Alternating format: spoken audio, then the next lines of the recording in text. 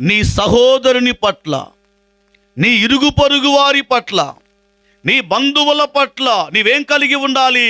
సమాధానము కలిగి ఉండాలి. సమాధానం లేకుండా మన విలేజ్లో ఉంటున్నాం కాబట్టి వడ్ల బస్తా ఇచ్చినంత మాత్రాన నీ అర్పణ దేవుడు అంగీకరించేవాడు కాడు. ఇక అయ్యగారికి వెళ్ళిపోద్ది అంతే. 40 కేజీలు వచ్చేస్తుంది, చక్కగా పట్టించుకొని తినేస్తాడు ఆయన.